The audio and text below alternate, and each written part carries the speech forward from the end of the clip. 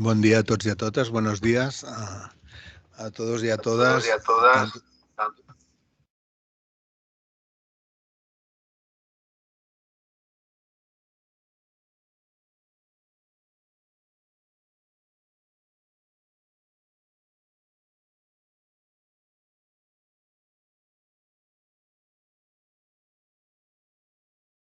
El principal reto de la transición energética, o uno de los principales, en mi opinión, es que sea justa y que no comporte más injusticia ambiental, es decir, entendiendo la injusticia ambiental como un reparto desigual de las cargas y los beneficios del desarrollo. La transición energética justa abre diversos debates.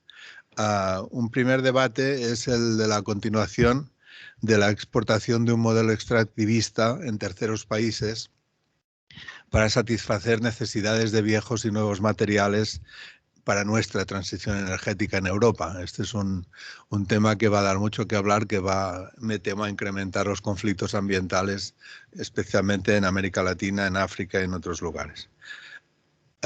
Un poco como sucedió ya con la iniciativa europea de aumentar el consumo de biocombustibles en nuestros coches, que generó un proceso de transformación de los usos de la tierra en otros países, porque aquí ya no había espacio para cultivar esos productos y por tanto generó deforestación, básicamente, por ejemplo, en América Latina. Un segundo debate es el de la continuidad de las estrategias basadas en grandes líneas de alta tensión a larga distancia, gestionadas por las grandes empresas eléctricas, frente a una producción en pequeña escala, mucho más distribuida en el territorio y que favorece soluciones comunitarias y la gestión colectiva o más colectiva del servicio.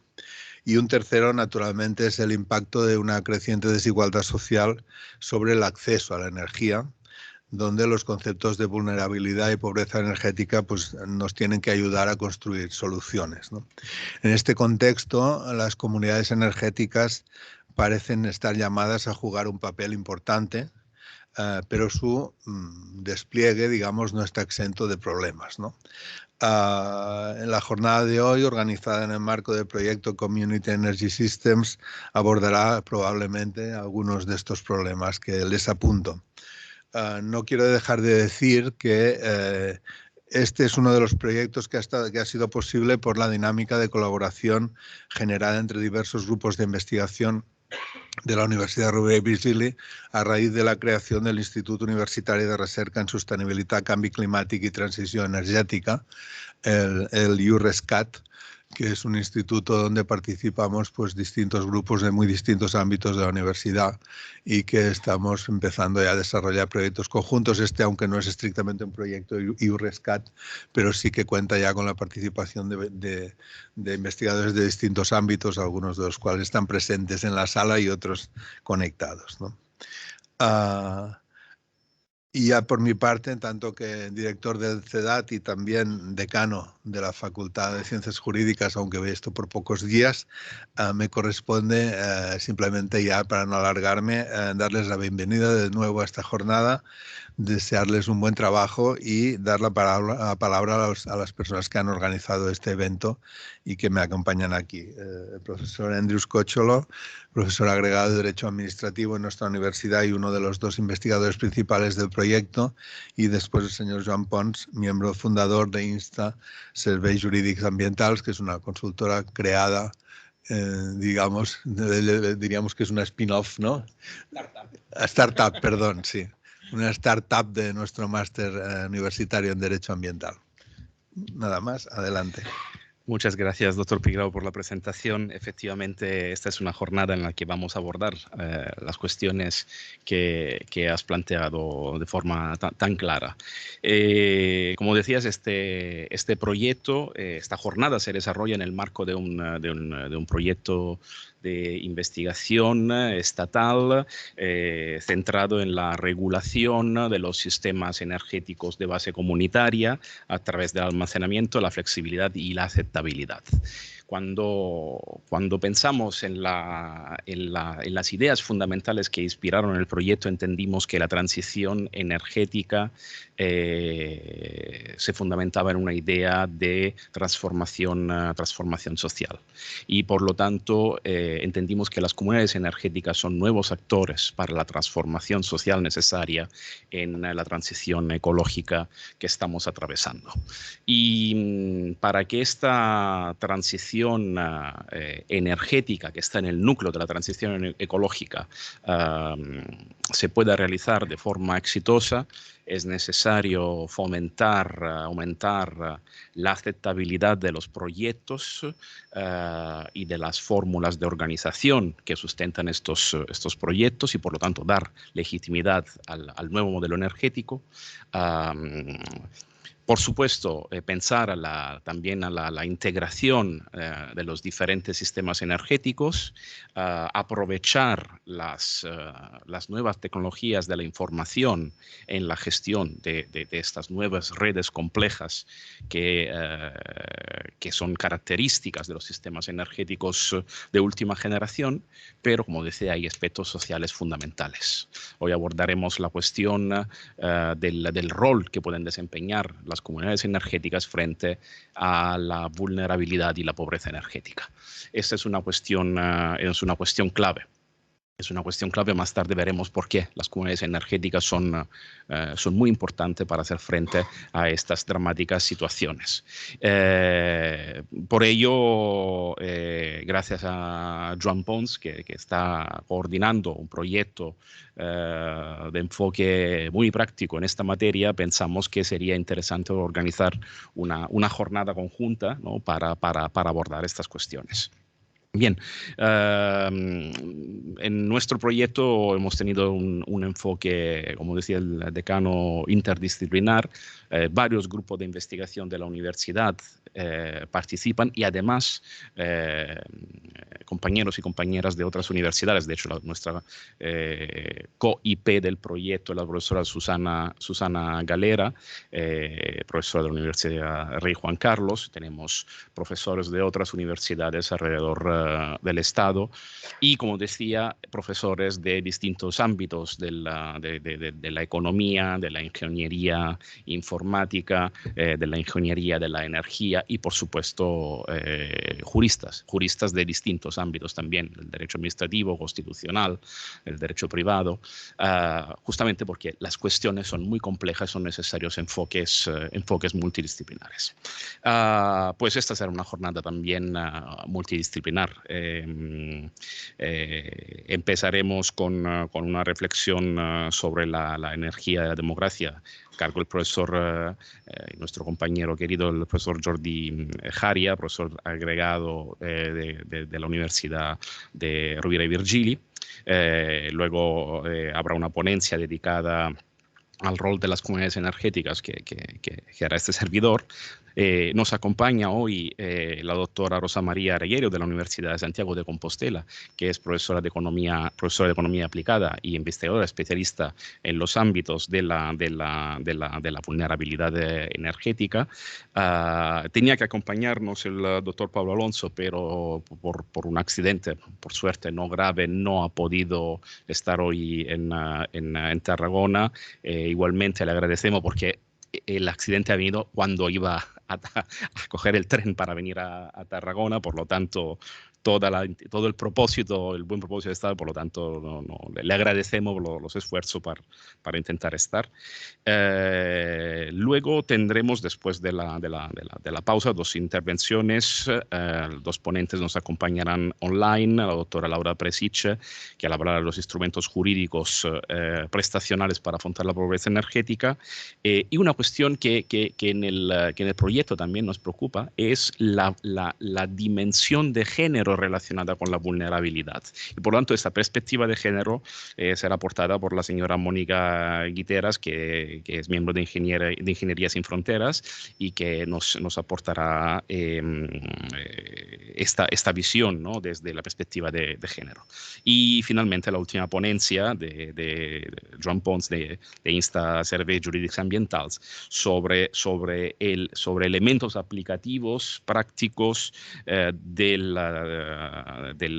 estas figuras que son las comunidades energéticas para el desarrollo de funciones solidarias como resultados del proyecto El Cable que está desarrollando. Pues muchas gracias a todas y a todos por estar aquí y esperamos que la jornada sea de vuestro interés. Buen día, buenos días. Nada, muy breve, presentarnos un poco para las personas que no nos conozcan. Nosotros somos Insta, como ha dicho Antoni, se fundó a raíz de unos estudiantes del máster de Derecho Ambiental en 2012. Y desde entonces, pues quieras que no, hemos estado trabajando las materias relacionadas con las energías renovables, pero siempre estábamos pensando en cómo los instrumentos jurídicos justamente pueden trabajar para un nuevo modelo energético, cómo podemos incluso innovar con estos instrumentos jurídicos aplicados a las energías renovables. Y creo que sin duda alguna la figura de las comunidades energéticas y todo el desarrollo que existe y que llegará, sin duda alguna, entendemos que es el instrumento ideal para eso. Y si además le añadimos la capa de cómo justamente las comunidades energéticas pueden ser un instrumento para atender a la vulnerabilidad energética, creo que cerramos muy bien del círculo, ¿no? Y pasar más de una función que, no os engaño, hemos tenido en el despacho, más de analizar jurídicamente macroproyectos de renovables, el impacto sobre el territorio de las renovables, pasar de este enfoque más de defensa ambiental a un enfoque más proactivo en cómo podemos construir esta transición energética desde un punto de vista colectivo.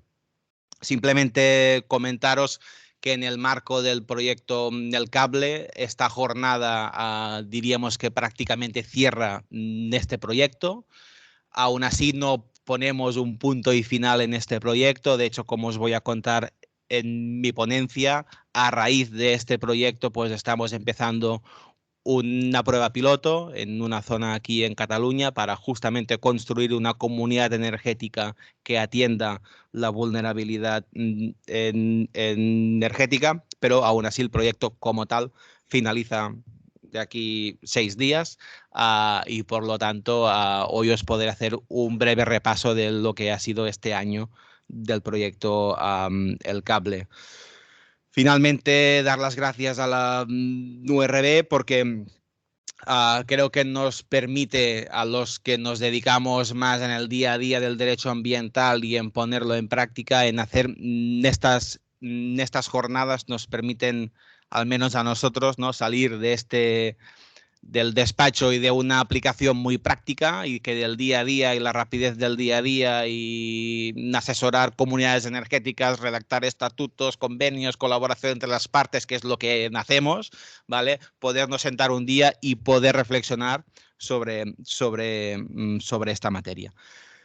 Nada, dicho esto, simplemente desear que la jornada vaya muy bien y siguiendo el horario, pues damos inicio con la ponencia de Jordi Jaria.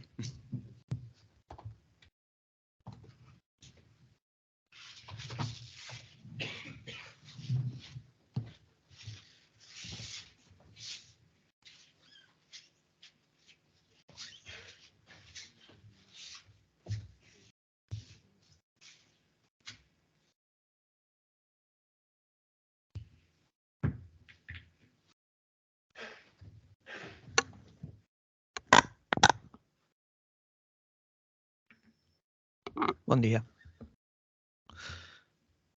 Sí, se oye bien, ¿no? Buen día, muchas gracias a los organizadores De hecho, son unas gracias matizadas porque creo que como miembro del proyecto también formo parte de la organización, entonces es como una autoinvitación y un autoagradecimiento que queda como medio feo. Bueno, el objeto de esta ponencia introductoria es intentar situar el papel de las comunidades energéticas en un contexto de no solo transición energética, sino transformación social, podríamos decir que panorámica o general. Parto de la idea de que hay dos crisis superpuestas e interrelacionadas. Por una parte, pues un agotamiento progresivo de un modelo energético basado en el uso intensivo de las energías fósiles y, por otra parte, un proceso de transformación planetaria que adquiere, según parece, pues dimensiones geológicas. En este contexto de doble crisis, por supuesto, existe la necesidad de una transformación del modelo energético hegemónico, en la medida que aquel que llega a su final y por otra parte genera unas consecuencias de transformación planetaria en principio no deseadas, pero esta transformación del modelo energético que se acostumbra a conceptualizar bajo el término de transición energética se produce en un contexto de transformación social más amplio. Es decir, no cabe concebir la transición energética como algo parecido a un proyecto tecnocrático sectorial de revisión del modelo energético, sino que se trata de uno de los pilares o de uno de los procesos de esta necesaria transformación social para adaptarse pues, a una situación nueva cuyas, digamos, características, cuyos contornos pues, están aún por definir. Es decir, sabemos que viene algo nuevo, pero no sabemos demasiado qué es lo que está viniendo, o no del todo. En este contexto de cambio se generan riesgos en relación con la vulnerabilidad de las comunidades humanas, se generan riesgos en relación con la inclusividad de las soluciones institucionales que se pongan en marcha y se generan riesgos en relación con la justicia relativa al reparto de los eventuales, digamos, perjuicios o eventualmente beneficios también que esta situación de transformación, digamos, de alguna manera produzca. En este contexto de transición energética, pero con una mirada puesta, digamos, en un marco general de transformación más global, se acostumbra o en ocasiones se da por hecho que este, digamos, proceso histórico geológico, pues termina con, digamos, el final de un capitalismo fósil más o menos injusto, excluyente, etcétera, ¿no? Y se transitaría hacia un modelo pues, más inclusivo, más resiliente o eventualmente más democrático.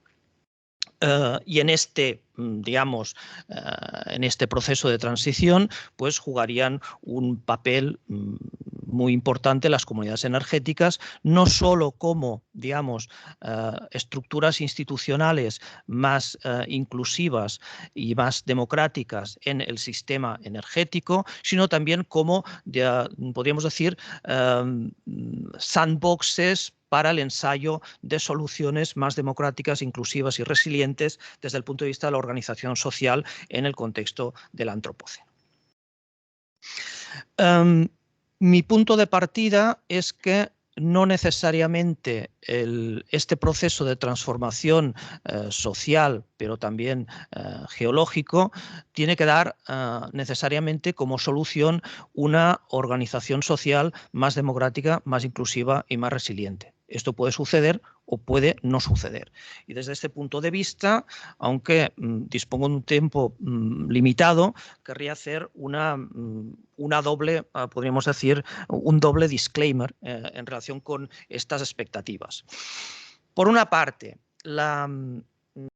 ciertamente la estructura institucional que deriva de la implantación del capitalismo como un sistema hegemónico de reproducción social no es necesariamente democrática. Es decir, las revoluciones liberales son revoluciones liberales, no necesariamente democráticas, y esto es así para la Revolución Inglesa en 1688, que de hecho va a dar lugar a una redistribución de los recursos y particularmente a los procesos de enclosure que terminan con las tierras comunales y donde de algún modo se generan los capitales que permitirán la transición hacia una economía fósil, en primer lugar basada en el uso intensivo del carbón, y tanto la Revolución Francesa como la Revolución Norteamericana, un siglo después, tampoco son proyectos sociales democráticos. De hecho, ni Locke es particularmente un demócrata en el caso inglés, ni lo es particularmente si es en el caso francés, soberanía nacional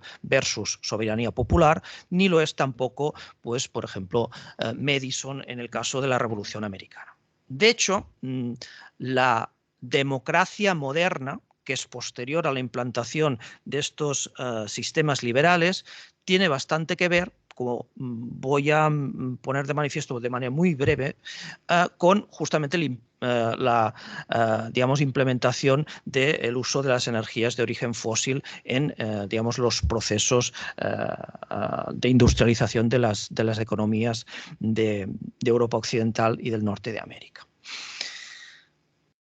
Por tanto, existe una desvinculación entre Estado liberal y democracia.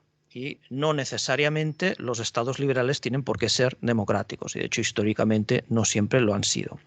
Y existe también un decoupling, una desvinculación entre el tecnocapitalismo y el uso de los combustibles fósiles. Aunque acostumbramos a hablar de manera recurrente de capitalismo fósil, lo cierto es que el capitalismo aparece antes de los combustibles fósiles y los combustibles fósiles son una evolución tecnológica del capitalismo y no la causa de la implantación del capitalismo, con lo cual es en principio imaginable un capitalismo sin fósiles como sucedió en el pasado. Por tanto, tampoco debemos dar por hecho que necesariamente una transición energética hacia, digamos, un uso de energías renovables da como resultado una sociedad postcapitalista o más justa o más inclusiva o más democrática. Para que esto suceda, habrá que hacer algunas cosas, ¿no? Y por tanto, desde ese punto de vista, vale la pena, ¿no?, analizar, ni que sea muy brevemente, esta relación entre uso de combustibles fósiles y democracia. Los constitucionalistas no acostumbramos a hablar de energía y, por tanto, esto es un aspecto, digamos, que más bien poco estudiado y seguramente casi que el resto de la ponencia es más bien un programa de investigación que una presentación de conclusiones. Pero realmente, teniendo en cuenta la que está cayendo y la que va a caer en el futuro, probablemente una línea prometedora de investigación desde el punto de vista del derecho constitucional es esta, digamos, cruzar el modelo energético de una determinada sociedad con su organización política, particularmente con su modelo constitucional. Cuando hablamos de democracia, la democracia va íntimamente ligada a la idea hegemónica de ciudadanía. No todas las democracias son iguales porque no todas las concepciones de ciudadanía son iguales. Para aquellos que me han escuchado alguna vez, seguramente lo que voy a decir ahora les va a sonar repetitivo, pero es que me encanta citar esta conferencia porque creo que es uno de los textos políticos más importantes de la modernidad, que es la conferencia que imparte Benjamin Constant en 1819 en el Ateneo de París, titulada De la libertad de los antiguos y la libertad de los modernos. Yo creo que es el análisis más penetrante y al mismo tiempo más comprimido de cómo nuestras democracias necesariamente son diferentes a las democracias originarias, que de hecho se reducen a la democracia de Atenas.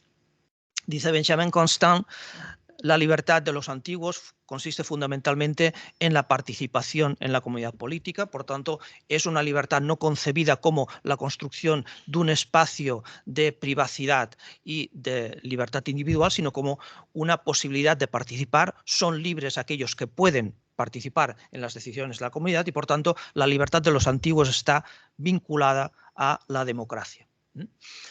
En cambio, en el caso de los modernos, la libertad no tiene tanto que ver con la participación como con la posibilidad de llevar a cabo un proyecto de vida individual sin, digamos, interferencias por parte de los poderes públicos. Es por eso que los estados liberales originarios no son democráticos, porque la libertad no se concibe como participación en la comunidad política, sino que se concibe como espacio de, digamos, protección ante la interferencia de los poderes públicos. Esto arroja, por tanto, un modelo de democracia radicalmente distinto al propio de la ciudad de Atenas, ¿no? Donde el concepto de democracia aparece y se desarrolla. Nosotros tomamos el concepto, tomamos la palabra griega, pero lo que estamos haciendo es algo bastante distinto.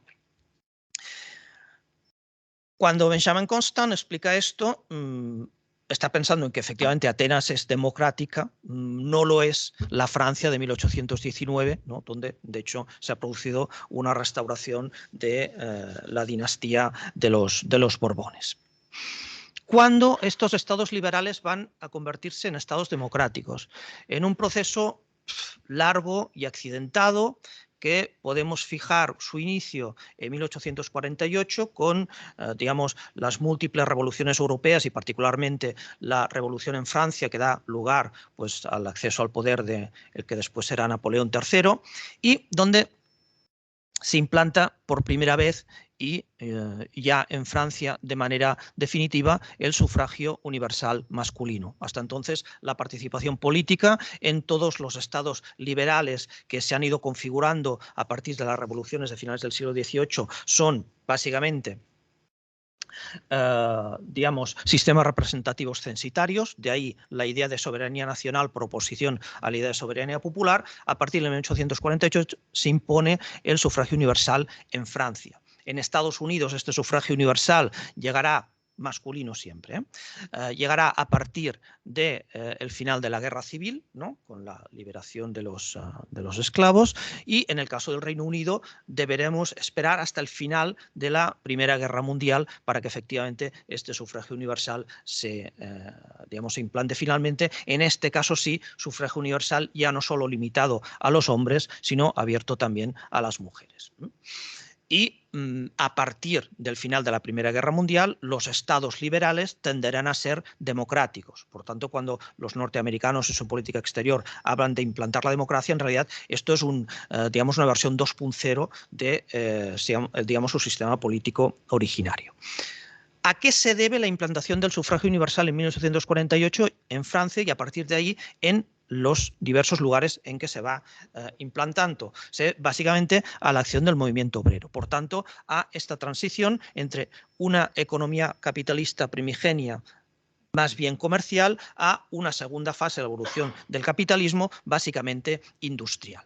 Y esta fase de desarrollo del capitalismo industrial se basa ya en el uso intensivo de combustibles fósiles. Pero cuidado, en el uso intensivo de combustibles fósiles consistentes fundamentalmente en carbón.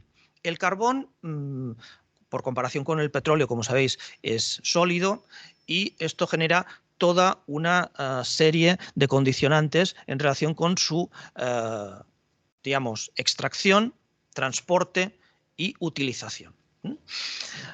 Es mucho más difícil mecanizar la extracción del carbón que la del petróleo, por tanto requiere una mano de obra especializada y numerosa en el proceso de extracción. Esto genera, por lo tanto, una cultura profesional que, digamos, tiene una cierta posibilidad de oponerse a, digamos, la estructura empresarial.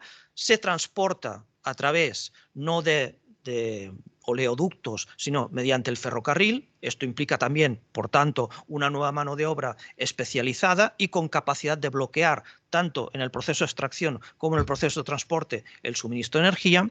Y finalmente se explota en, digamos, entornos fabriles que requieren también la existencia de una mano de obra especializada. Es esta mano de obra especializada la que en realidad está a la vanguardia del movimiento obrero y la que en realidad, digamos, acaba imponiendo fundamentalmente por su capacidad de bloquear los canales de distribución de la energía, acaba imponiendo el sufragio universal. De modo que nuestras democracias modernas en buena parte son fruto del uso de combustibles fósiles. Sin los mineros y por eso buena parte de la historia del Reino Unido durante el siglo XX consistirá en cargarse al movimiento minero, cosa que finalmente logra la señora Thatcher ya en los años 80, ni los ferroviarios, ni los trabajadores de los altos hornos están, digamos, en una situación tan subordinada que no puedan, de algún modo, negociar a través justamente de la interrupción de los flujos de energía con los que detentan el poder fundamentalmente económico. Por tanto, el proceso de implantación del sufragio universal va ligado de manera íntima al desarrollo de una economía industrial de base fósil concentrada en el carbón. El petróleo es toda otra cosa. Primero, el petróleo está en otros sitios y el petróleo se extrae y se transforma y se transporta, mediante, digamos, un uso mucho menos intensivo de mano de obra calificada. La transición de una economía capitalista centrada en el uso del carbón a una economía capitalista centrada en el uso del petróleo tiene consecuencias muy significativas desde el punto de vista de la democracia.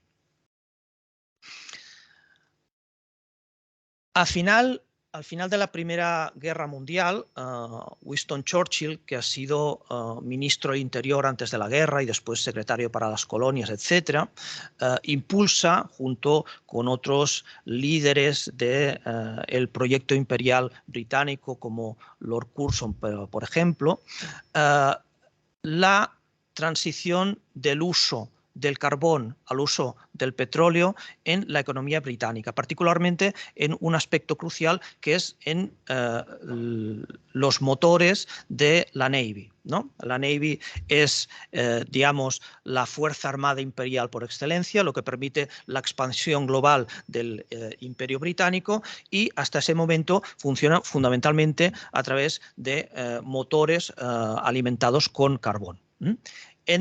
Justamente la capacidad que tienen los mineros y los ferroviarios de presionar al gobierno, digamos, bloqueando el suministro de carbón a la flota, es lo que hace transitar hacia un modelo que asegure esto, debilitando al mismo tiempo a digamos, la clase trabajadora en el Reino Unido. El petróleo no se extrae en el Reino Unido, se extrae en las colonias. Se extrae con una mano de obra, digamos, en unas condiciones de negociación más bien bajas y con la aplicación de tecnologías intensivas que requieren menos mano de obra especializada y, por tanto, que de algún modo dificultan la acción obrera para bloquear el suministro. Es tránsito del carbón al petróleo, tránsito del tren al automóvil. Casi podríamos decir que la calidad de una democracia la podéis medir por la calidad de su red ferroviaria. Como mejor están los trenes, mejor es la salud de la democracia. Como peor están los trenes, peor está esa democracia, ¿no? Esto en América Latina es muy evidente, ¿no? Porque ha habido una política sistemática de cargarse los trenes en beneficio del vehículo individual. El motor de combustión interna, ligado a la implantación del petróleo, ¿no?, nos da un modelo de ciudadanía bastante distinto a la cultura comunitaria de los obreros del carbón y del ferrocarril. Desde ese punto de vista, el Fordismo no es solo una organización de la empresa, sino que es todo un proyecto de ciudadanía en el cual, en cierta manera, aún estamos inmersos. Porque el Fordismo, yo creo que contrariamente a lo que se acostumbra a pensar, no es la culminación de la economía industrial, sino que es, digamos, la apertura hacia la economía de base financiera y fundamentalmente basada en un suministro energético que reposa sobre el petróleo. Como sabéis, Henry Ford empieza a fabricar en serie automóviles baratos, ¿no?, que funcionan con un motor de combustión interna que se alimenta con combustibles derivados del petróleo, con la idea de distribuir estos automóviles entre sus trabajadores y, por tanto, convertir a la clase trabajadora básicamente en clase consumidora y pasar de un modelo de transporte público a un modelo de movilidad individual, de los ferrocarriles a las carreteras. Si pensáis en la diferencia que existe en una cotidianidad consistente en desplazarse en transporte público a consistente en desplazarse en transporte privado, desde el punto de vista de los vínculos que se crean con otras personas, veréis que estamos a las puertas de un modelo. De momento me concentro en el... me concentro y me queda nada, ¿no?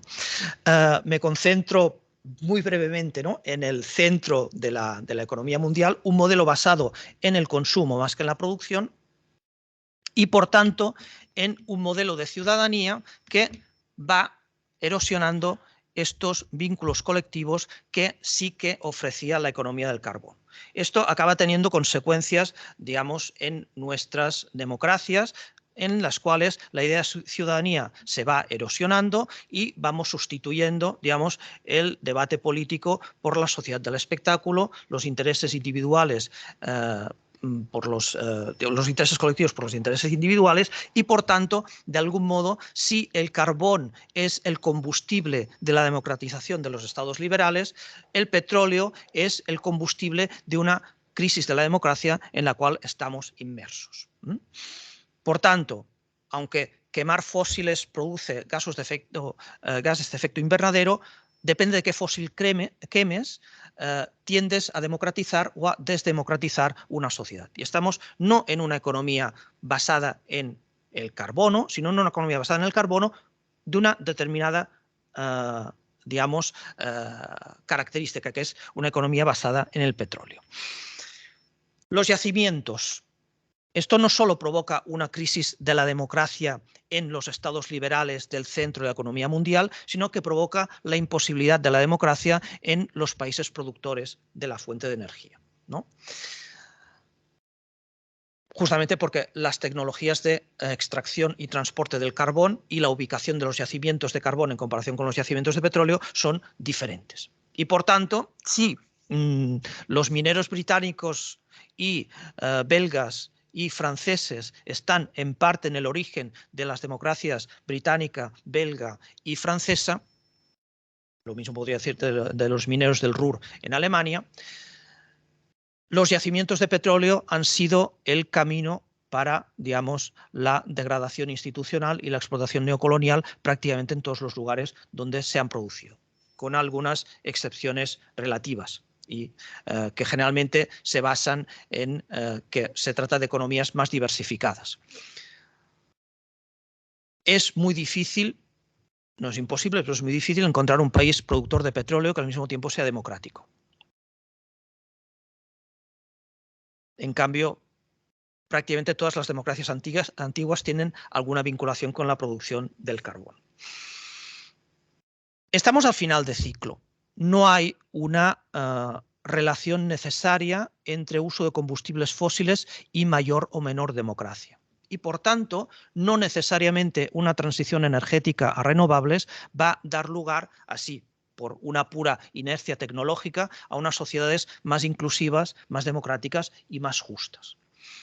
Por eso, y de esto va a ir el resto de la jornada, depende de qué técnicas institucionales nosotros promovamos para la transición de energías fósiles a energías renovables como base del mix energético. La solución puede ser efectivamente más inclusiva y más democrática, o puede ser neofeudal o cualquier otra cosa que en estos momentos pueda imaginarse. El proyecto, entre otras cosas, se concentra en la aceptabilidad de los proyectos de renovables. Y les invito a reflexionar sobre esta idea de aceptabilidad, porque esta idea de aceptabilidad tiene, de algún modo, un doble filo, que en el fondo es el debate sobre qué transición. El decano en la presentación de la jornada decía transición sí, pero transición justa, ¿no?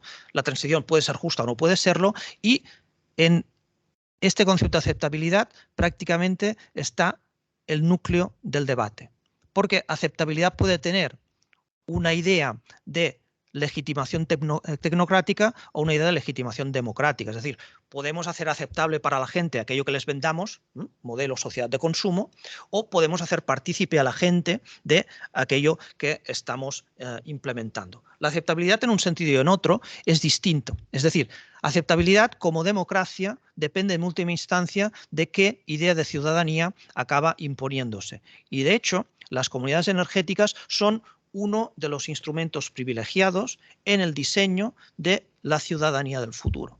Por eso, el objeto de este proyecto trasciende, digamos, sus derivaciones de carácter técnico, sus aplicaciones inmediatamente prácticas, en forma de programa legislativo inmediato, y, en el fondo, nos coloca en una línea de reflexión sobre el futuro de la democracia, que es también el futuro de la ciudadanía. Me pasé poco. Muchas gracias.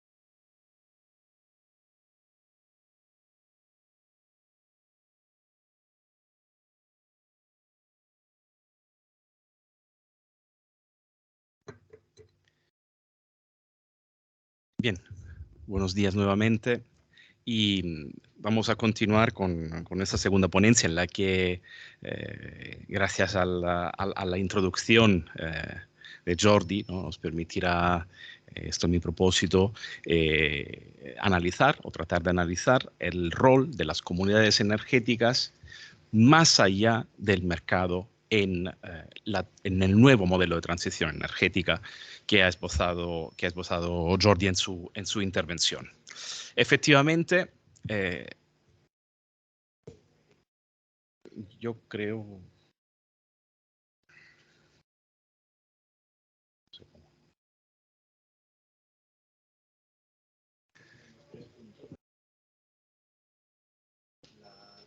Debajo de la pantalla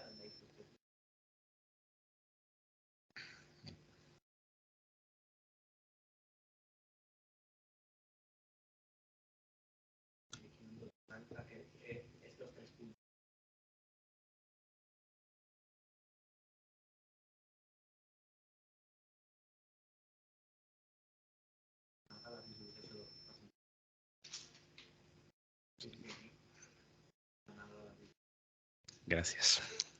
Efectivamente. Bien. Decía, el modelo energético hegemónico, tradicional, centralizado, que utiliza recursos fósiles, ha entrado en crisis por varias razones ya comentadas: la emergencia climática, la crisis ecológica, la crisis de las energías fósiles en sí, pero también el rechazo social, incluso no solo contra el modelo hegemónico de determinadas grandes empresas energéticas, pero también hay un rechazo social a determinados proyectos energéticos renovables. Por lo tanto, la transición energética no es en sí, como se decía, un proceso ni necesariamente democrático ni necesariamente justo, ¿no? Y aunque existen tecnologías digitales que permiten una interacción más horizontal entre las partes del mercado energético, ¿vale?, podríamos decir que justamente esto no conlleva a un proceso de transición justo y democrático. Pero aparecen nuevos actores en el sector energético. Y digo sector en lugar del mercado porque en esta ponencia trataré de explicar cómo la configuración de determinadas figuras que llamamos comunidades energéticas se sitúan más allá del mercado. Y se sitúan más allá del mercado no porque sea un desideratum político, una esperanza, sino porque el diseño normativo que resulta de la legislación europea sitúa a las comunidades energéticas en un rol diferente, en una posición diferente. Las comunidades energéticas, como veremos en breve, impugnan a la organización tradicional del mercado energético. Son una organización alternativa dentro del sector energético y a los principios fundamentales del mercado energético, tal como se ha ido construyendo en el derecho de la Unión Europea. Y lo veremos en breve. Decía que por lo tanto, el gran desafío de la transición energética es que sea justa, democrática, descentralizada, sostenible, por supuesto, y que cuente con nuevos actores dentro del sistema.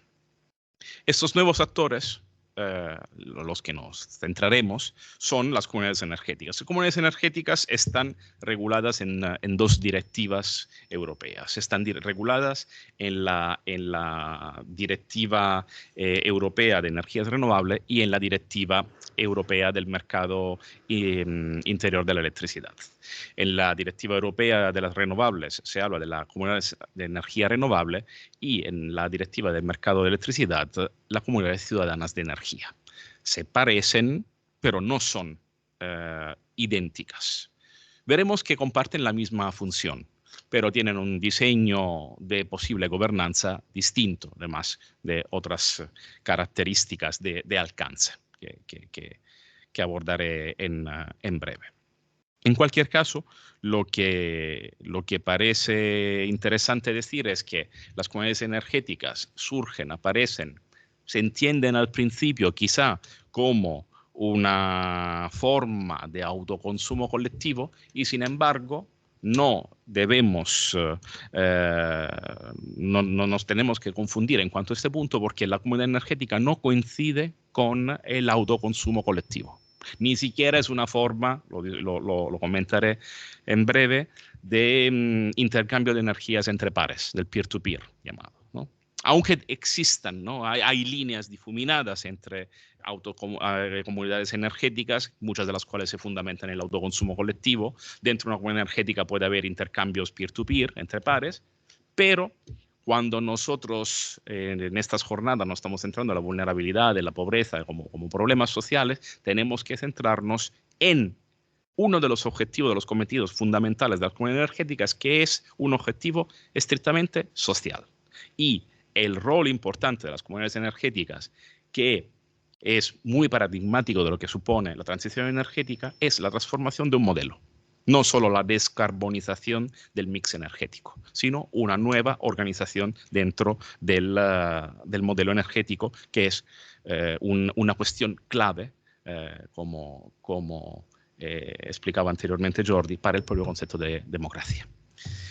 Entonces, para comprender conceptualmente las comunidades energéticas, normalmente se utilizan, y los estudiosos han detectado que existen dos parámetros, ¿no?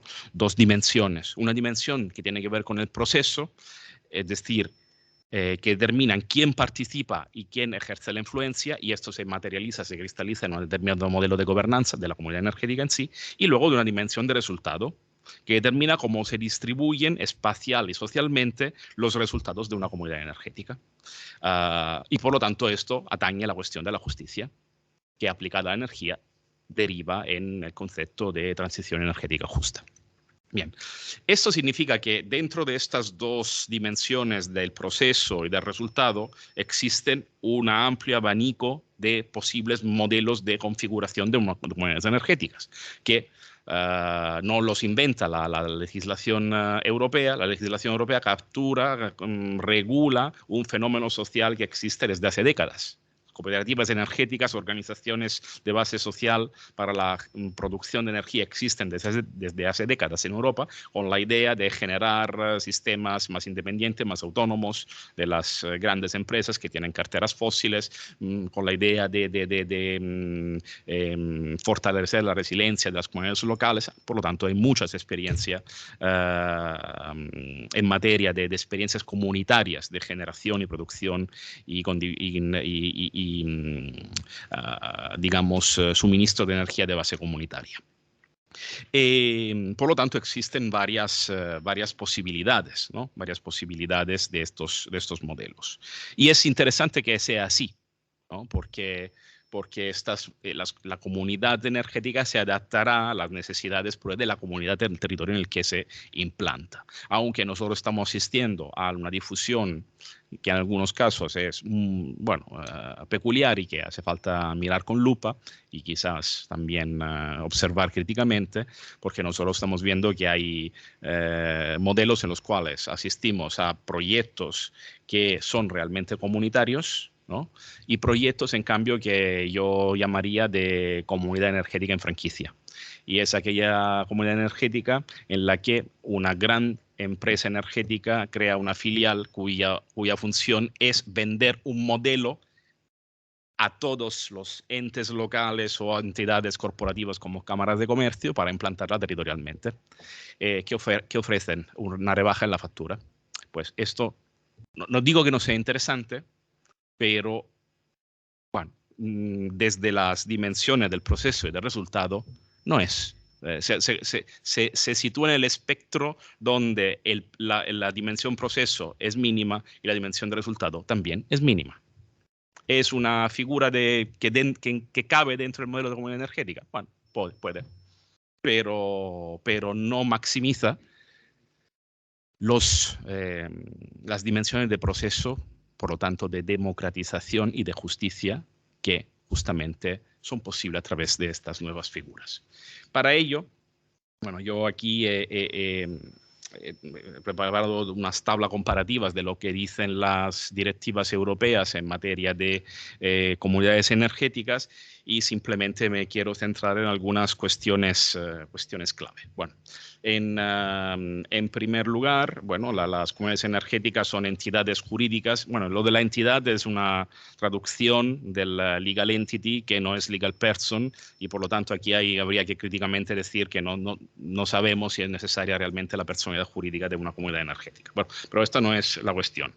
La cuestión del proceso que luego decía que se cristaliza en un modelo de gobernanza, se establece en los principios de participación abierta y voluntaria que caracteriza ambos modelos de comunidades energéticas.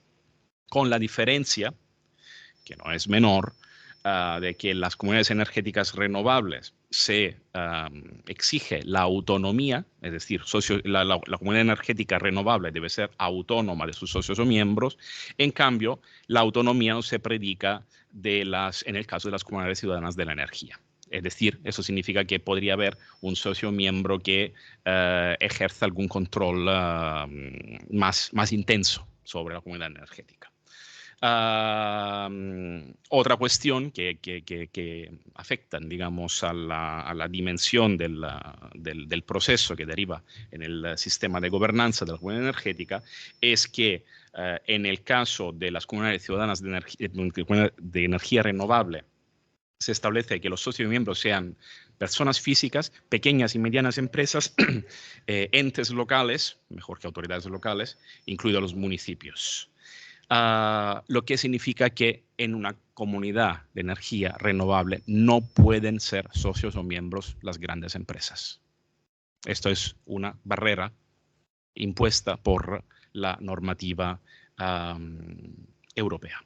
En cambio, si nos fijamos en las comunidades ciudadanas de energía, veremos que se predica también la participación voluntaria abierta, cuyo control efectivo lo ejercen socios y miembros que sean personas físicas, autoridades locales, incluidos municipios o pequeñas empresas.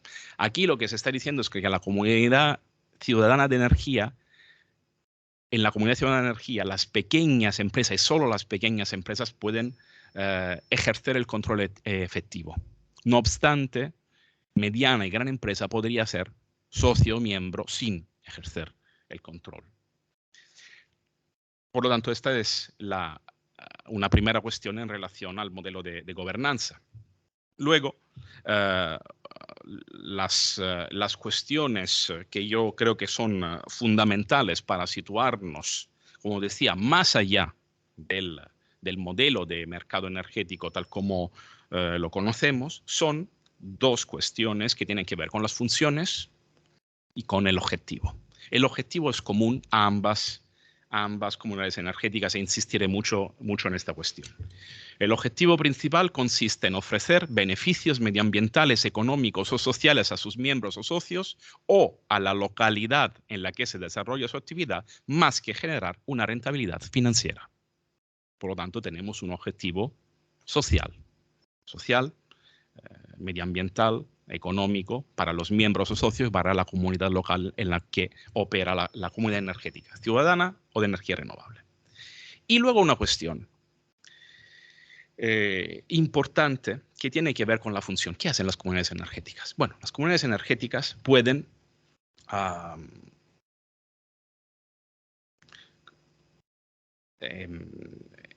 generar, lo vemos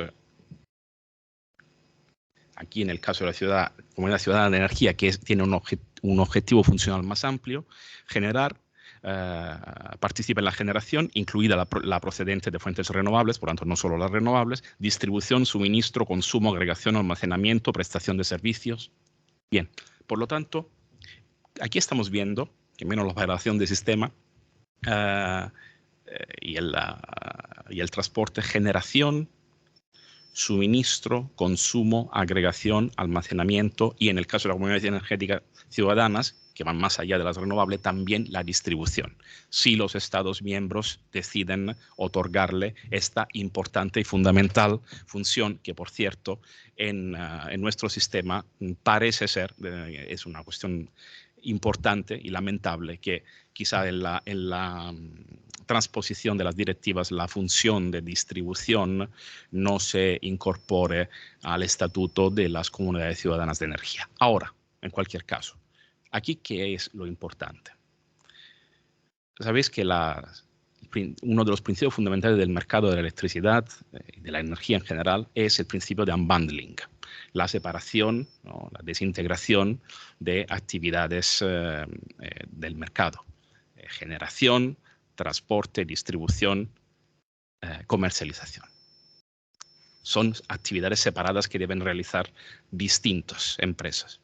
Bien, las comunidades energéticas rompen son una excepción al principio de separación de actividades, porque pueden generar, distribuir, suministrar, compartir, agregar, almacenar y prestar otros servicios.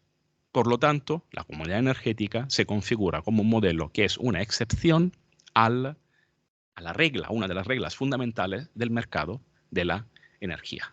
Principio de unbundling, separación entre actividades. Y luego hay una cuestión que no sé si voluntariamente está pasando por debajo del radar de todos los estados cuando realizan una transposición. Y esta es la clave que quiero comentar en los pocos minutos que quedan. Y es que las comunidades energéticas dice que pueden compartir en el seno de la comunidad energética renovable o ciudadana la energía que generan. Compartir, no suministrar.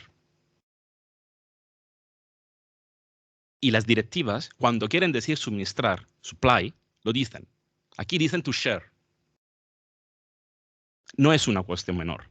En realidad, y esta es la clave, la comunidad energética tiene una función nueva en el sector energético, que es la de compartir energía entre sus miembros y socios. Compartir, to share, la idea de sharing economy, de economía colaborativa, de cultura colaborativa, es la novedad jurídicamente que está todavía pendiente de regulación. O sea, nosotros sabemos qué es la sharing economy, o la economía colaborativa, que es distinta de la cultura colaborativa, que es, recordad, la finalidad social. El norte de la comunidad energética es la función social. Ahora, ¿cómo se vincula la función de reparto que no de suministro con el objetivo social? Y esta es la clave del beneficio social. El reparto de energía entre socios y miembros es el beneficio social. Por lo tanto, esta es una cuestión interesante y clave porque la idea de suministro es una idea comercial de intercambio por un precio. Ahora, hay varios sistemas nuevos. Hay el sistema tradicional de suministro a través de una comercializadora que el ciudadano tiene el derecho como consumidor de elegir, ¿vale? Luego tenemos nuevos modelos, lo que decía, el peer-to-peer, el intercambio entre pares en los cuales sobre la base de unas condiciones preestablecidas, gracias a tecnologías informáticas, se puede transferir energía entre sujetos que no sean profesionales del sector, y esta es la novedad del intercambio entre pares. El autoconsumo ya se acerca más a esta cuestión que estamos comentando, porque es una organización colectiva de energía autoproducida y autoconsumida, pero es necesario en el caso del autoconsumo que exista un consumidor activo que o participa en la generación o por lo menos tiene un acuerdo para la distribución de la energía autogenerada, ¿vale? Pero se mantiene la idea de alguna manera de reciprocidad. Pero cuando hablamos de compartir, estamos hablando no de la economía colaborativa en las cuales las personas pueden tener beneficios, pero en realidad en las cuales el ganador de la economía colaborativa normalmente es un sujeto tercero empresarial que es normalmente el que gestiona la plataforma. La idea, en cambio, de la cultura colaborativa es la idea de una organización social en el que el interés no es un beneficio económico, sino un interés social, cuidar de los otros, apoyar una determinada causa. Y esta es la idea que está detrás de esta, o que puede estar detrás del compartir en el seno de la comunidad la energía. Y esta es la clave. Por lo tanto, de lo que yo creo que estamos abordando hoy en esta jornada. Es decir, la función nueva que estos nuevos actores del sector energético pueden desarrollar es repartir con una finalidad social la energía que se genera en el seno de la comunidad con criterios sociales, no con criterios mercantiles de intercambio. Y esto tiene una serie de problemas jurídicos para su implementación, pero ahora veremos que también hay experiencias prácticas, pero esta es la clave. Por lo tanto, superar las tradicionales relaciones mercantiles del suministro e implantar unas funciones de compartir la energía de la comunidad entre socios y miembros, también con los sujetos que sean vulnerables.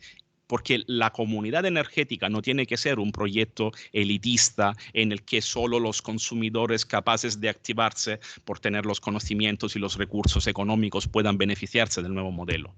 Pero tiene que ser un modelo inclusivo, integrador de todos los sujetos que están en una determinada comunidad local, en la que por el hecho de ser socio sin un intercambio basado en una regla de reciprocidad puedan beneficiarse del nuevo modelo. Y esta es la clave, y ya me estoy pasando de mi tiempo, y os agradezco por vuestra atención. Muchas gracias.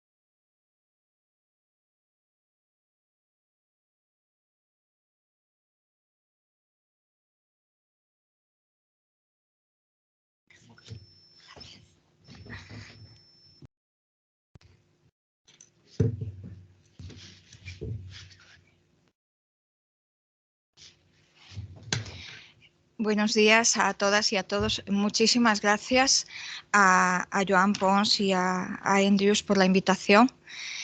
Ha merecido la pena todos los problemas que vivimos allá con el ferrocarril. Como bien explicaba el profesor Jordi Caria, me ha hecho mucho pensar en el desarrollo del ferrocarril, sus problemas y la democracia.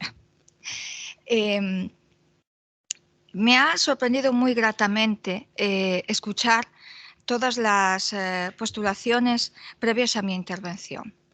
Y quiero empezar por las palabras que decía el señor decano cuando hablaba de la transición energética y hacía ya referencia a un elemento que yo voy a citar al final de la exposición muy tímidamente, que es si realmente van a haber recursos suficientes para llevar a cabo la transición energética que tenemos enfrente, que es lo que forma parte de la famosa desmaterialización de la economía, la limitación de los recursos.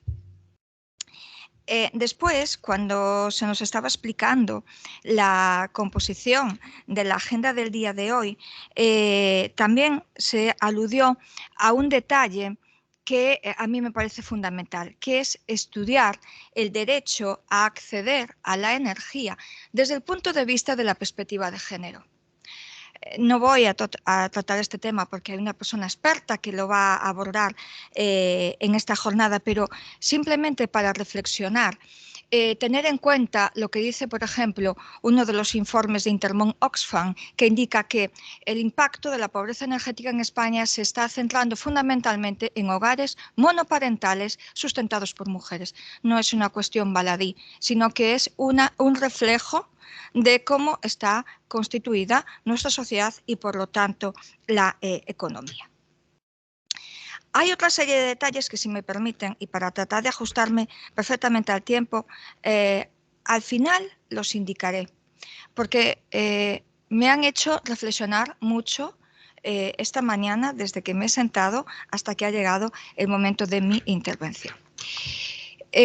Como miembro del grupo de Bioeconomía y Recursos Naturales de la Universidad de Santiago de Compostela, tengo que decir que nuestra investigación se nutre constantemente de lo que nos aporta la docencia, en mi caso, en materias como son la economía ecológica, la economía de la energía, el desarrollo sostenible y la sostenibilidad, como de la propia investigación, bien sea a través de proyectos Horizon, como los que tuve la suerte de poder dirigir, como a través de un proyecto que este año cumple 10 años de vida y que nosotros denominamos Ayuntamiento Sostenible, y que es algo parecido a lo que con tan buen tino están tratando de desarrollar aquí en forma de comunidades energéticas. Lo nuestro no es propiamente una comunidad energética. Yo creo que es un intento de aproximarse, o una de esas derivadas que pueden salir pues de ese entorno jurídico que también se ha explicado aquí, pero que nos ha permitido conocer los entresijos de la pobreza, de la vulnerabilidad y sobre todo de un concepto que está ligado y que ha hecho alusión hoy el profesor Jordi Caria, que es la aceptabilidad, o como llamamos nosotros, la aceptación social, que no tiene por qué ser exactamente lo mismo. Bien, yo me voy a centrar brevemente en una serie de cuestiones a partir de nuestro trabajo para poder poner una puntilla de atención sobre determinados elementos. En particular, hablaré de la vulnerabilidad, pero para hablar de vulnerabilidad primero tenemos que hablar de pobreza. Aunque parezca una contradicción, y me explico. La pobreza energética es un problema grave porque significa la privación del disfrute de la energía. En un entorno en el cual en este momento la energía es prácticamente un bien de primera necesidad, o podríamos decir, y aquí puede haber controversia, un servicio público. Porque no nos imaginamos nuestro día a día actual sin energía, pero sin embargo, si analizamos las cifras de los indicadores de pobreza y sea de forma indirecta o directa, de pobreza energética, es un problema que afecta a todos los países de la Unión Europea, incluso, y como no podía ser de otra forma, a aquellos como en el caso de España, han empezado bastante más tarde a actuar en ese sentido. Poco a poco sí se ha ido incorporando a las agendas académicas, a las agendas políticas, pero desde nuestra experiencia se ha ido actuando en el sentido de la pobreza energética con una actuación a posteriori. Por ejemplo, en el caso de España, con el bono social, del cual nosotros hemos estudiado o hemos hecho un intento de aproximación a su eficacia. Pero no hay mejor pobreza energética que aquella que se puede prevenir, que aquella que no se constata. Y para llegar ahí, entonces tenemos que centrar la atención en las fases previas, que son la vulnerabilidad y la desigualdad energética, que no es fácil. Ya lo adelanto.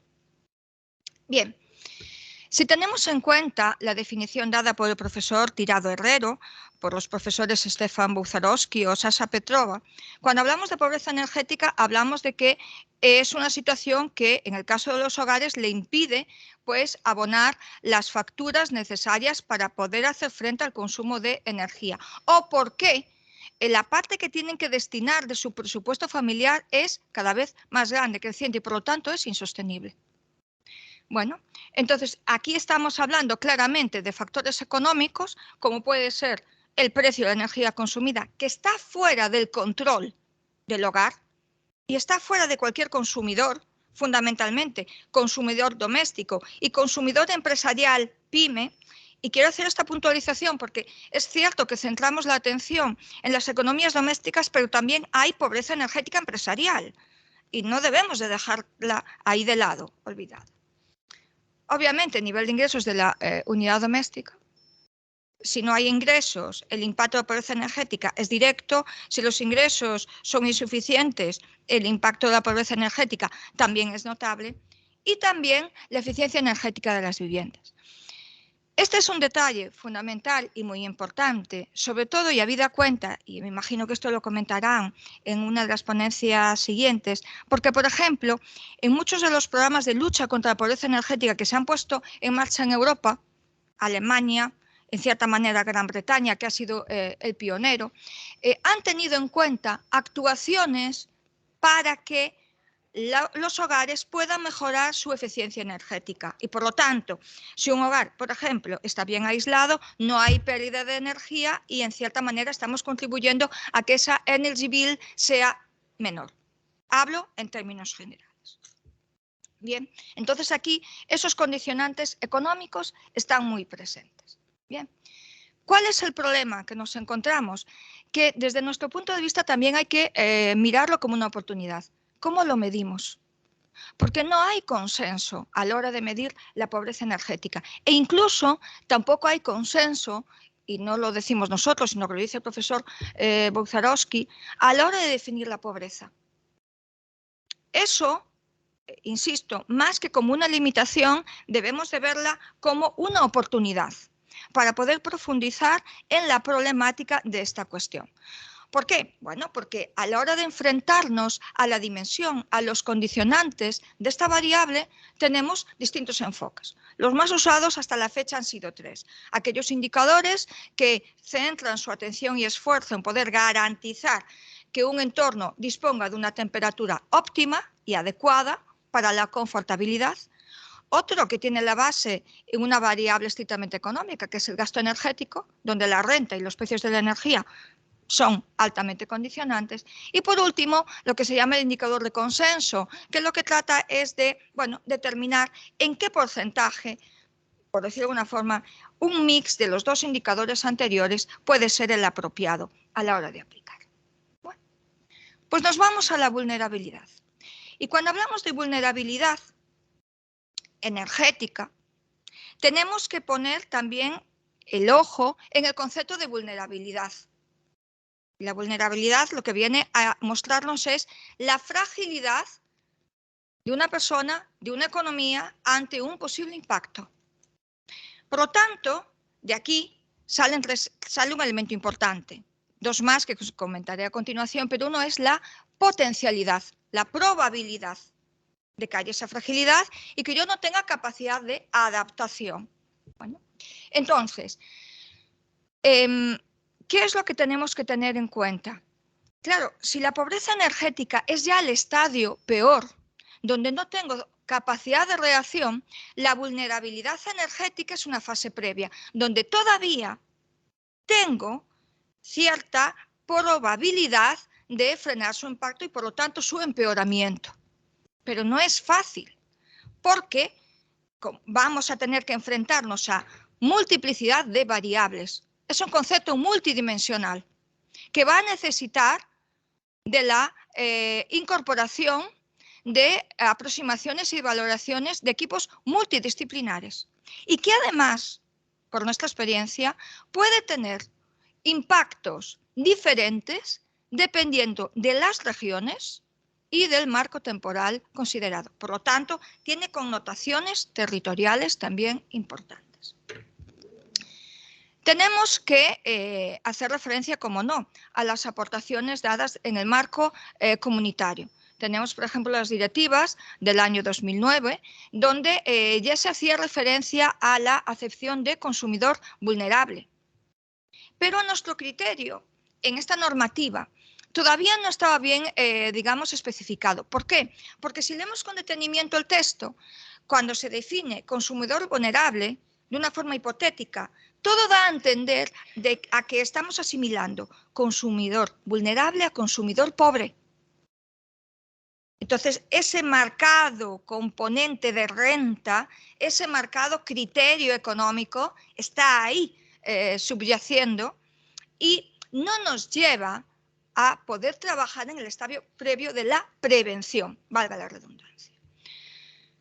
Entonces, esto nos está poniendo encima de la mesa la consideración de una problemática absolutamente relativa, muy dinámica, porque está influenciada, como acabo de comentar, por distintos factores y que nos da la oportunidad de poder frenarla desde la perspectiva de la prevención. Bien. ¿Cómo se define la vulnerabilidad energética? Bueno, pues los autores ya citados anteriormente nos indican que es la probabilidad que tiene un hogar de estar en una situación de escasez de servicios energéticos, pero que no tiene que estar provocado exclusivamente por la renta. Hay un condicionante económico, pero no es el único, como puede ser en la pobreza, no es el determinante, sino que aquí este impacto de la precariedad de base energética, pues puede venir determinada por la calidad de la energía. Pensemos, por ejemplo, en un hogar que está situado en un entorno de una central nuclear, a un hogar que puede estar situado en un entorno más rural y que a lo mejor tiene acceso a un sistema de distribución de energía distribuido proporcionado por una comunidad energética. La calidad es distinta. ¿Por qué? Bueno, porque aquí entran también en consideración elementos como la seguridad o el impacto ambiental. No va a haber impacto cero, incluso si tenemos un sistema de district heating, incluso si tenemos un parque eólico, todas las actuaciones energéticas, sean renovables o no, tienen un impacto ambiental. La cuestión es cuál es el menor impacto ambiental o cuál es el nivel de impacto ambiental socialmente aceptable. El entorno físico. En la vulnerabilidad energética afecta mucho el clima, el gradiente de humedad. No es lo mismo el nivel de frío que tiene que soportar un hogar que está en Huesca al que puede tener que soportar un hogar que está en Vigo. Y además, no es lo mismo el impacto por la ubicación marítima e interior. No es lo mismo. Y en esto, quienes lo aportan son los físicos, equipos multidisciplinares. No lo decimos los economistas, no, los economistas ya bastante tenemos con tratar de entender lo que cae dentro del campo de la economía. La eficiencia energética de las edificaciones. Sí, en muchos casos es costoso, y si antes además estábamos hablando de que el presupuesto de los hogares puede ser limitado, pero es un elemento fundamental.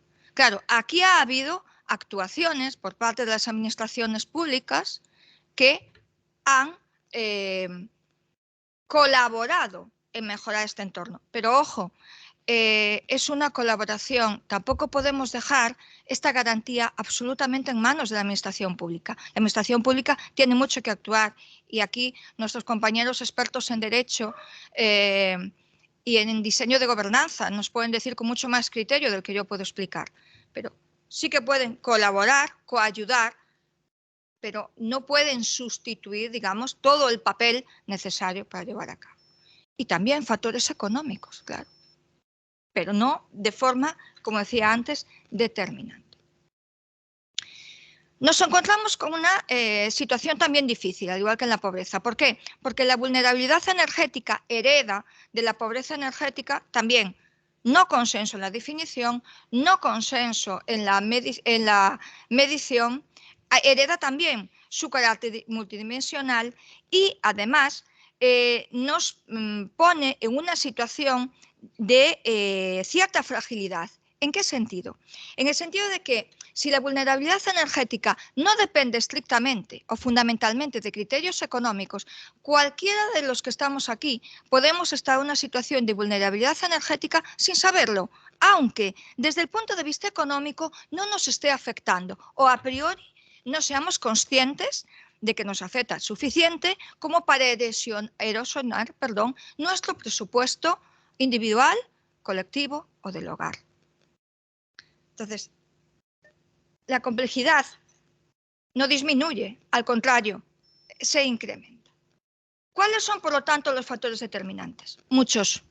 Y algunos de ellos han ya sido nombrados aquí. Por un lado, las necesidades energéticas de los hogares con diferente tipología socioeconómica. Se ha estudiado en los últimos años que los cambios en la composición de los hogares afectan notablemente a la calidad y demanda de energía. No es lo mismo el consumo de energía de un hogar monoparental o de un hogar donde vive una única persona o un hogar donde viven, por ejemplo, dos personas mayores con necesidades de dependencia. Cambia. Y pueden no tener problema de renta. Pueden no tener problema de renta. Pero las necesidades energéticas son distintas. Después, la falta de acceso a determinados vectores energéticos. No, si ponemos por ejemplo el caso de España, no hay un acceso a todos los vectores energéticos, a todos los servicios energéticos, a todas las fuentes energéticas por igual en todo el territorio. Hay territorios en el rural que no tienen acceso al gas natural. Yo vivo en un ayuntamiento rural fantástico al lado de Santiago de Compostela. No hay suministro de gas natural. Hay suministro de gas butano con las bombonas. Y fantástico de la vida, pero no hay suministro de gas natural. Con lo cual, si un edificio que quisiera poner esa fantástica comunidad energética en franquicia que también definió antes en Rius, donde parece que nos han cambiado la vida, cuando al final nos están cobrando exactamente lo mismo, si no más, pues no, en el caso de Teo no lo podrían hacer. Después, los cambios en las políticas de bienestar social. Y aquí, en cierta manera, entra a colación el bono social. Simplemente una pincelada. Como les comentaba antes, Gran Bretaña ha sido el país pionero. Desde los años 90, si acaso un poquito antes del siglo XX, ha puesto en marcha distintas actuaciones para paliar el impacto de la pobreza energética y en cierta manera han contribuido a frenarla y por lo tanto a actuar en la vulnerabilidad energética con multiplicidad de paquetes de actuación en función de los colectivos diana. Pensemos en el caso de España. No hace muchos meses que se ha tenido que cambiar la normativa porque en el caso del bono social se desconocía que las familias numerosas eran directamente beneficiarias de bono social independientemente del nivel de renta. Y este es un detalle muy importante que tenemos que tener en cuenta. No lo digo por las familias numerosas, lo digo por la falta de ese carácter integral de la norma. Y perdónenme los expertos juristas que me están escuchando, que no me voy a meter más en el campo, pero lo digo desde el punto de vista de la economía y de la socioeconomía. Son detalles que hay que tener en cuenta. El método de fijación de precios de la energía. Bueno, todos los que estamos aquí sabemos que estamos disfrutando de la famosa excepción ibérica hasta el 31 de diciembre de este año, salvo que desde la Unión Europea se decide otra cuestión. Y también los que estamos aquí hemos escuchado en las últimas semanas, días, pues hablar de este posible cambio, de que en cambio de máxima urgencia, pues desde la autoridad europea de cada país se podrá intervenir el mercado eléctrico de forma que van a tener ahí una bolsa de energía de reserva y que las eléctricas lo van a tener que dejar a disposición. Y yo me pregunto, ¿a qué precio? Va a ser todo tan fantástico y maravilloso que se va a aceptar, dado el marco actual de fijación de precios. ¿Vamos a dejar un precio bonificado? Simplemente un detalle para la reflexión, y que esto tiene mucho que ver con la vulnerabilidad. El sistema de precios actual, y pongo ahí en el lado la excepción ibérica, es aquel donde, todos lo sabemos, el precio final se marca por lo que se llama la última unidad, ¿no? Le llaman mal llamado sistema marginalista porque para que sea un sistema marginalista, todas las tecnologías que participan tienen que ser homogéneas y no lo son. Imagínense ustedes que tenemos una cesta donde tenemos dentro kiwis, manzanas, plátanos y peras. Todos son frutas, sí, pero todas tienen un aporte distinto. Bueno, pues en la electricidad pasa igual. Y resulta que el precio lo fija la última que entra. Y la última que entra es la más cara. Es como si vamos a la pescadería y compramos pues pescadilla, calamar y por último decimos, no, quiero una langosta fantástica. Y a la hora de pagar nos dice la pescadera, no, usted va a tener que pagar los 4 kilos que se lleva en total a precio de langosta. Y le vamos a protestar, oiga, no, que yo he comprado pescadilla, calamar y langosta. Ya, pero es que el sistema es marginalista. Aquí hay un elemento claro de actuación y de distorsión que genera y provoca directamente pobreza y vulnerabilidad y desigualdad energéticas. Otro elemento importante, carencias de formación energética y ambiental. Ayer me comentaba Joan que han hecho alguna actividad de formación. En países de nuestro entorno, como puede ser Portugal, como puede ser Francia o Alemania, cuando ponen en marcha programas dentro del ámbito de la política del bienestar social, inciden notablemente en este aspecto. En formar a la ciudadanía, al empresariado, a que hagan un consumo más responsable de la energía, en la medida de sus capacidades. Nosotros, con el programa Ayuntamiento Sostenible, lo hemos hecho. Con mejor o peor resultado. A mi juicio, y yo soy bastante crítica en ese aspecto, podría haber sido mejor. Quizás sea una cuestión cultural o educacional, posiblemente. Pero aquí hay también una pata para la actuación. No digo que sea la más importante, pero suma. Es un granito de arena que suma. La falta de promoción de la eficiencia energética en el sector residencial. Si vamos a mirar los datos oficiales del censo de viviendas, si nos lo han actualizado en estos días, el último censo de viviendas disponible de España del año 2011. Estamos en el año 2023. Es posible que ya esté visible uno más actualizado.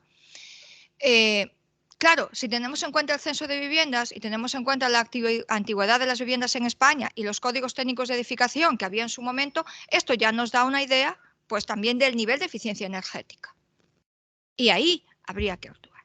Y la eficiencia energética tanto desde el punto de vista económico, como desde el punto de vista de la ingeniería, como desde el punto de vista de la arquitectura, dicho por nuestros compañeros profesionales en esos campos con los que colaboramos, no tiene por qué ser cara. Muchas veces es cuestión de sentido común, pero también son elementos necesarios. Y después, lo que decía antes el señor decano, la escasez de recursos que garanticen la transición energética. En el año 2019, la Agencia Internacional de la Energía habló por primera vez de la trampa de la energía. Hace escasos un mes y medio, en agosto, el Banco Mundial adoptó este término y en vez de llamarle la trampa de la energía, le llamó la trampa de la pobreza. ¿Qué es la trampa de la energía y la trampa de la pobreza? Bueno, pues la trampa de la energía es aquella situación en la cual, queriendo poner en marcha una transición energética, yo prefiero llamarlo una transición ecológica, al final acabamos consumiendo más recursos fósiles para poder obtener los recursos materiales necesarios que pongan a servicio de la ciudadanía las energías renovables. Es decir, pensemos en la energía eólica y la energía solar. La eólica y la solar, por ejemplo, consumen litio, consumen tierras raras. Y el litio y las tierras raras en este momento ya están en escasez. Y además están en territorios del mundo con especial tensión geopolítica. Citar Rusia. Entonces, estamos hablando aquí quizás de una visión de la vulnerabilidad energética ya más macro, pero no podemos dejarla de lado, porque sí, apostamos por esa transición verde, democrática, a la que hacía referencia el profesor Jordi Caria, y necesaria. Pero ¿vamos a poder conseguirla? ¿Tendremos recursos suficientes para conseguirla? ¿Y a qué precio?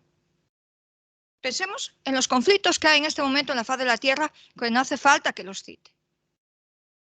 Pensemos, hablábamos hasta este momento del capitalismo fósil.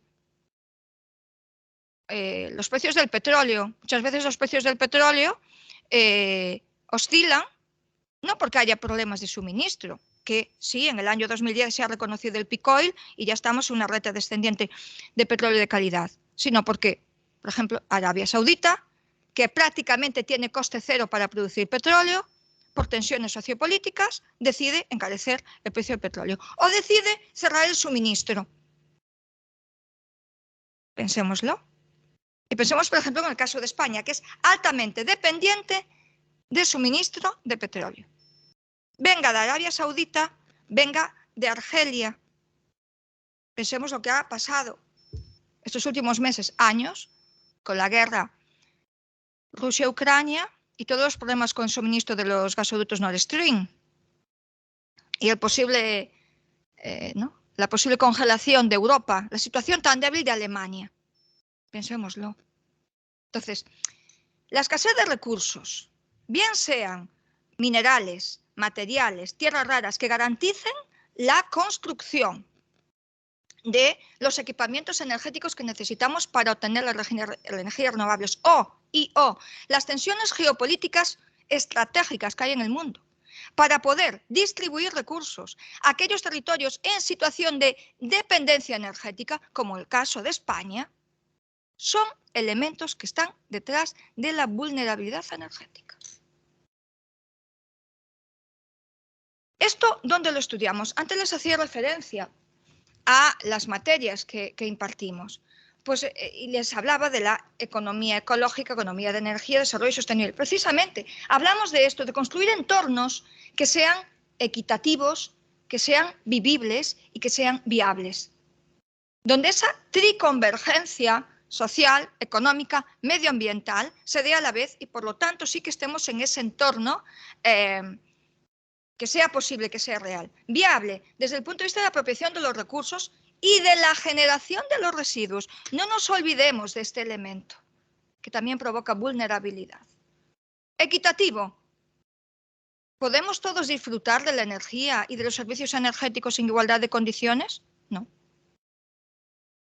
¿Podemos disfrutar de esa energía de forma democrática? No. O no al mismo nivel. Y, no menos importante, en entornos vivibles, lo que les decía antes. Comparemos los hogares que están en una zona de afectación de una central nuclear y los hogares que están incluso en una zona de aceptación de un parque eólico.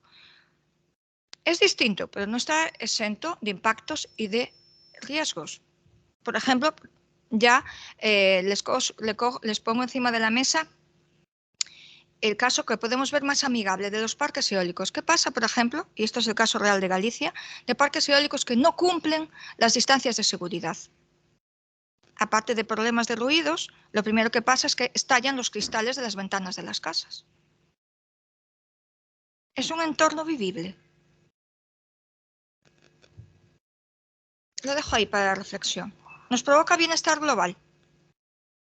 Bueno, entonces, esto nos lleva a pensar en ese concepto de la economía, una economía abierta, una economía que está en constante interrelación con el medio ambiente, con el entorno, con la biosfera, como bien explicaba el profesor Naredo o Georges Corroegen, donde hay unos recursos limitados que no se van a poder reproducir más, porque el ritmo de consumo que hacemos de ellos es mucho más intenso que el ritmo de reproducción, si es que lo hay. Además, todos esos recursos no están disponibles para todos los potenciales consumidores, ni en la misma manera, ni en la misma forma, ni del mismo precio, ni con la misma calidad de información disponible. Por lo tanto, ¿qué tenemos que hacer? Bueno, pues en este aspecto lo que hay que hacer es ver si tenemos alternativas a esa economía convencional, esa economía de base fósil hegemónica que muy bien definía antes el profesor Jordi Caria, y ver si somos capaces de hacer una economía más verde, pero que no sea hegemónica, que esa es otra cuestión, porque si lo que cambiamos es el concepto fósil por verde, pero el problema hegemónico capitalista sigue detrás, podemos garantizar que sea democrático, que sea sostenible, que no haya crisis ecosocial, que no sea frágil. Bueno, ¿cómo lo hemos cuantificado? Bueno, les voy a plantear 5 minutos. Les voy a plantear aquí brevemente las 3 actuaciones que nosotros hemos desarrollado. Por un lado, como les comentaba, plantear el papel del sector público a la hora de medir la pobreza energética en España, y lo que medimos fue la eficacia del bono social. En este periodo, en el 2008-2019. Utilizamos el método de diferencias e indiferencias, que lo que nos permite contrastar es cómo ha mejorado el nivel de bienestar de una población antes de una medida y después de una medida. ¿Qué nos dio como resultado? Nos ha, de hecho, dado como resultado que el bono social de la electricidad, ojo, no ha contribuido a reducir la pobreza energética. Ha sido un parche financiero para las familias, pero no ha ayudado a la raíz de la pobreza energética, que son cuestiones diferentes y muy importantes, ¿vale? Que se concentra en el primer quintil de la riqueza y que además es un elemento muy importante que afecta de forma especialmente grave a los hogares que dependen de la electricidad, obviamente por el sistema de fijación de precios. El siguiente, que fue la estimación de la vulnerabilidad en España, bueno, pues lo hicimos en base a un análisis operacional, es decir, definir un indicador sintético agrupando distintas variables, como les comentaba antes. ¿Desde el punto de vista de qué?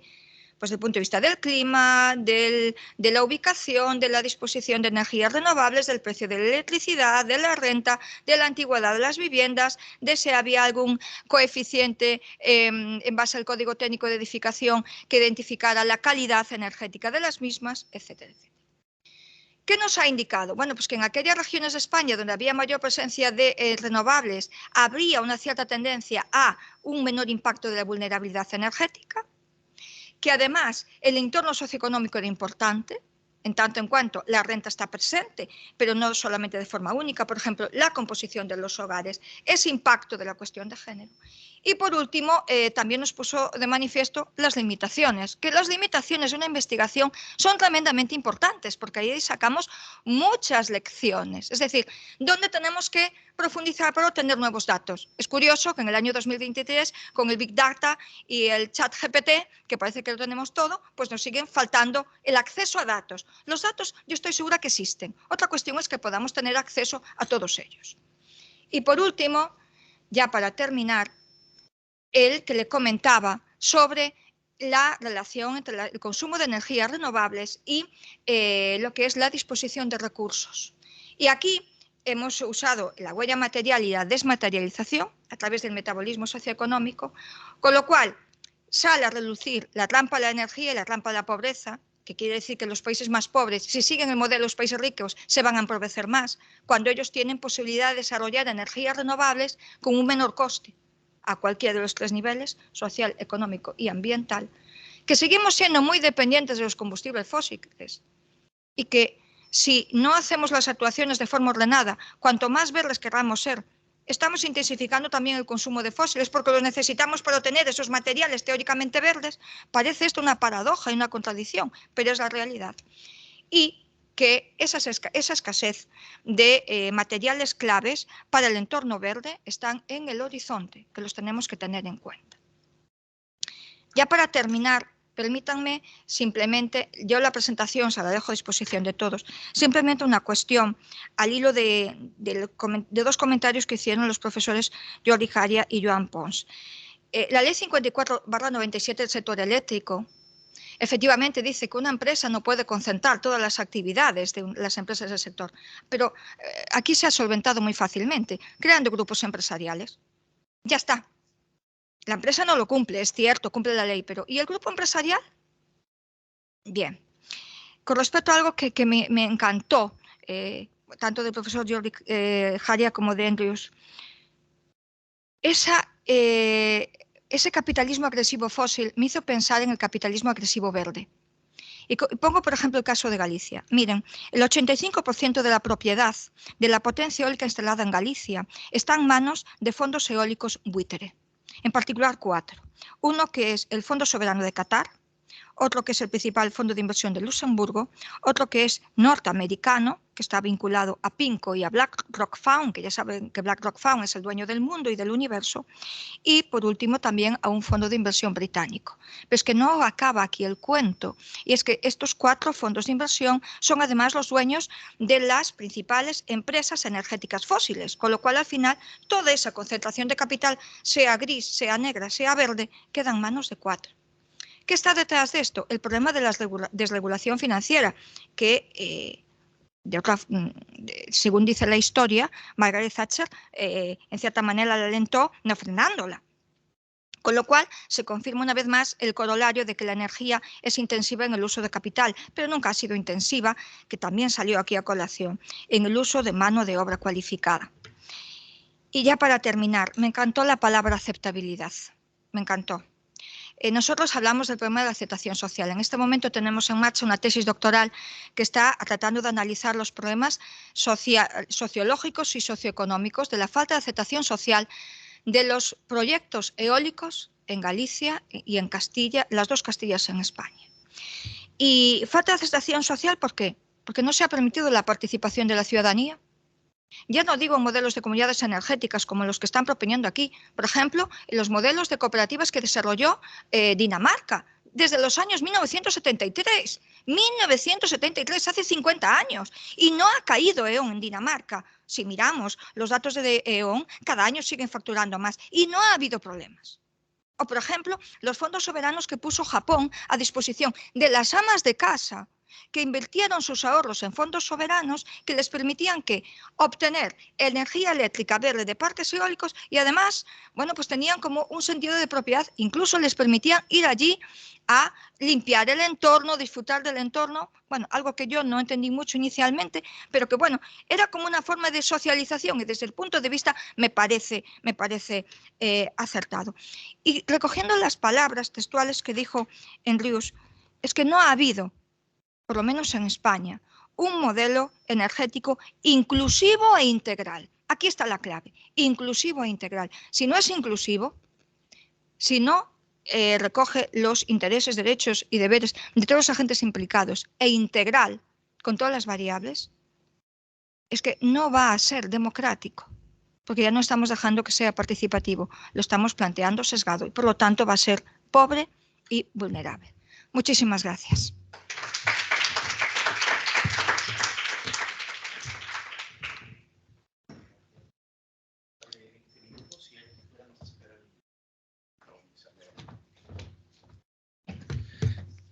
Vamos a interrumpir la sesión durante 20 minutos. Reanudaremos a las 11:20. Muchas gracias.